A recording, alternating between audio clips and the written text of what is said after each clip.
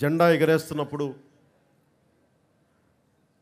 పక్కనున్న పంజాబ్లో వేలాది మంది ఆడపడుచుల మానాలకి అవమానం జరిగింది.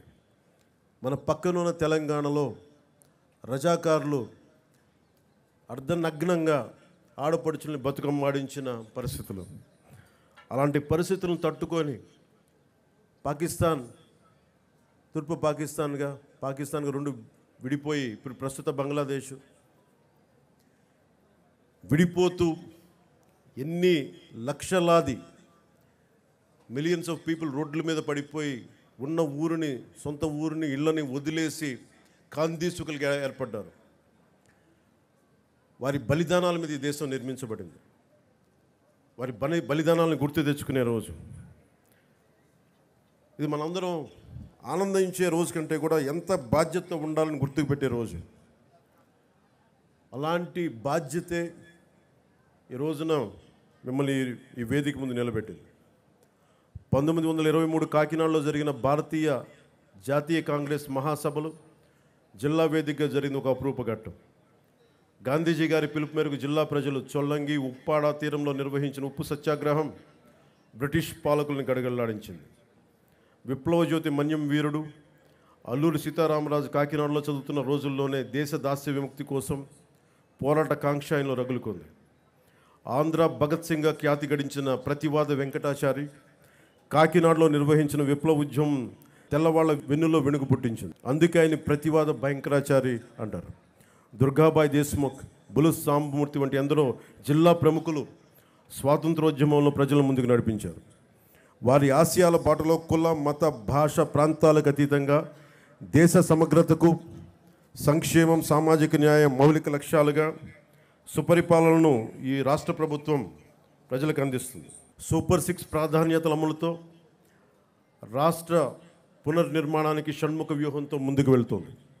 ఈ 78వ స్వాతంత్ర దినోత్సవ శుభవేళ మన జిల్లాలో అమలవుతున్న అభివృద్ధి సంక్షేమ కార్యక్రమాలు మీకు ఒక సంక్షిప్తంగా వివరిస్తాను.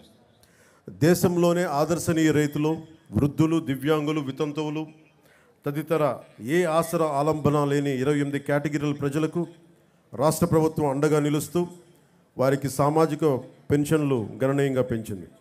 జిల్లాలో 17 కేటగిరీలకు చెందిన 2,77,594 మంది లబ్ధిదారులకు 117 కోట్ల మొత్తం పెన్షన్లుగా అందిస్తుంది. నిత్యాన్నదానంతో అన్నార్తుల ఆకలి తీర్చి పేదల మదిలో ఆరాధ్యమూర్తిగా నిలిచిన అపర అన్నపూర్ణ డొక్కా సీతమ్మ గారు ఆమె మహోన్నత జీవితం ఆశయాలకు నివాళిగా ఎన్డీఏ రాష్ట్ర ప్రభుత్వం పాఠశాలల్లో మధ్యాహ్న భోజన పథకాన్ని డొక్కా సీతమ్మ గారి పేరిట అమలు చేస్తుంది. జిల్లాలో 1258 పాఠశాలల్లో 122,591 మంది విద్యార్థులకు, చిన్నారులకు డొక్కా సీతమ్మ మధ్యాహ్న బడి భోజన పథకం ద్వారా పౌష్టికాహారం అందిస్తున్నారు. ₹2కే కిలో బియ్యం పథకం లాంటి ఎన్నో పేదరిక నిర్మూలన కోసం పథకాలకు నాంది పలికిన స్వర్గీయ నందమూరి తారక రామారావు గారు పేదల కోసం ఆయన స్ఫూర్తి ఆశయాలు కొనసాగింపుగా రాష్ట్ర వ్యాప్తంగా పట్టణాల్లో పేదలకు ₹5 భోజనం అందించే అన్నా క్యాంటీన్లని ఈ రోజు నుంచి పునఃప్రారంభిస్తున్నాం. మన జిల్లాలో మొత్తం 11 అన్నా క్యాంటీన్లు పేదలకు అందుబాటులో వస్తున్నాయి. ప్రజలకు పారదర్శక రీతిలో ఇసుక లభ్యత కోసం నూతన ఉచిత ఇసుక విధానాన్ని రాష్ట్ర ప్రభుత్వం గత జూలై 8వ తారీఖు నుండి అమలులో తీసుకొచ్చింది. తొలి విడత ప్రధానమంత్రి ఆవాస్ యోజన పథకం కింద జిల్లాలో వచ్చే అక్టోబర్ నెల నాటికి 4,500 గృహాల నిర్మాణం పూర్తి చేసేందుకు 100 రోజుల ప్రణాళిక అమలవుతోంది. ప్రధానమంత్రి ఆవాస్ యోజన 2.0 ద్వారా 2025 నుండి కేంద్ర ప్రభుత్వం అందించే